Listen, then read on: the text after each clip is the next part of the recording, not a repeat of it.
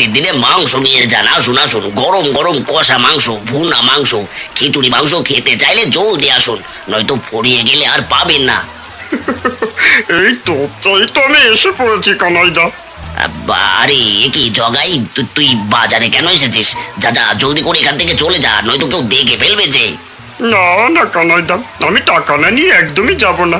তুমি গতকাল মরা ছাগলের মাংস নিয়ে এসেছো, কিন্তু টাকা দাওনি। আমি সেই টাকাই নিতে এসেছি। আরে আসতে বল জগাই, কেউ শুনে ফেললে আবার মাংসের দোকানের 12টা বেজে যাবে যে।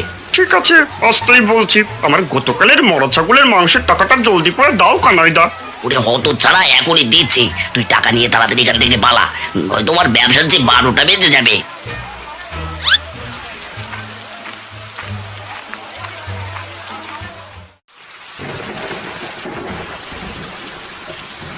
ওরে টুম্পা, অনেকগুলো লাউ ছেঁড়া হয়েছে, এবার তুই লাউগুলো নিয়ে বাজারে যা দেখি।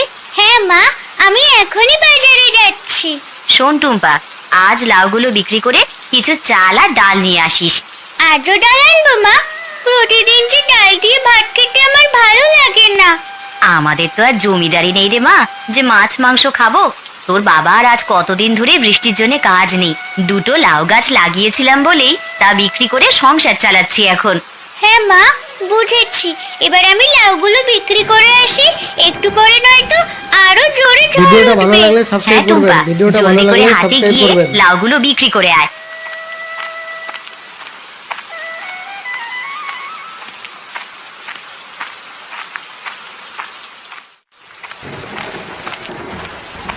কিরে টুম্পা, এই বৃষ্টির ভেতরে তুই লাউ নিয়ে এসেছিস কেন?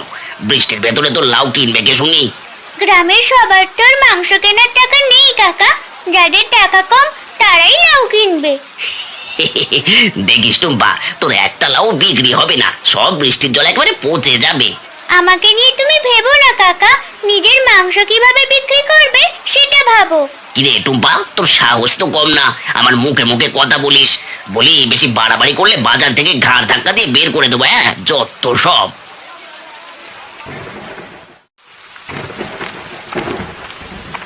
ওগো, বলি দু একটা কাজ পেয়েছো? না গো গিন্নি, বৃষ্টির ভেতরে একটা কাজও জোটাতে পারিনি। বলো কি গো, তো এইভাবে থাকলে আমাদের সংসার কি করে চলবে গো? গিন্নি, আমি তো চেষ্টা করছি, কিন্তু কেউ যে আমাকে একটা কাজও দিচ্ছে না। ওগো, বলি তুমি একবার মোড়ল মশাইয়ের কাছে যাও না, তার কাছে হয়তো দু একটা কাজ পেয়ে যাবে। ঠিক আছে গিন্নি, আগে দুটো খেতে দাও, তারপরে মোড়ল মশাইয়ের কাছে যাচ্ছি। ওগো, তোমাকে খেতে দেওয়ার মতন যে ঘরে কিচ্ছুটি নেই। টুম্পা লাউ বিক্রি করে বাজার নিয়ে আসলেই রান্না করব। আচ্ছা, আমি তাহলে না খেয়ে মোড়ল মশাইয়ের বাড়ি যাচ্ছি।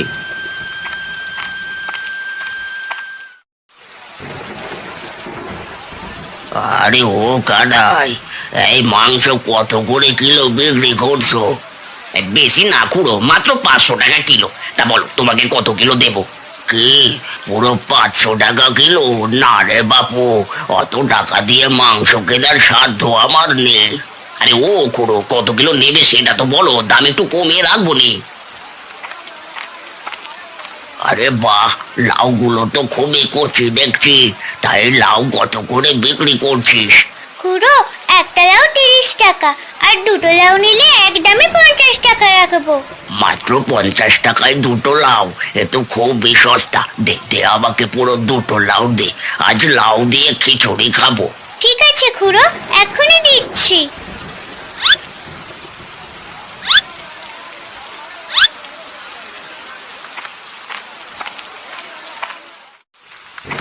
আজ কতদিন ধরে টানা বৃষ্টি নামছে, এই বৃষ্টির কারণে যে ঠিকমতো কাজও পাচ্ছি না। না না, এভাবে চলতে পারে না। আর যে করে হোক মোড়ল মশাইকে বলে একটা কাজ জোগাড় করতেই হবে। কে কে যাচ্ছ বুদ্ধি? দয়া করে আমাকে সাহায্য করো। এই রে, কে আবার ডাকছে? বৃষ্টির ভেতরে তো কাউকেই দেখতে পাচ্ছি না। আমি লাল কাকড়া গো, মাটিতে তাকিয়ে দেখো। আরে এ কি?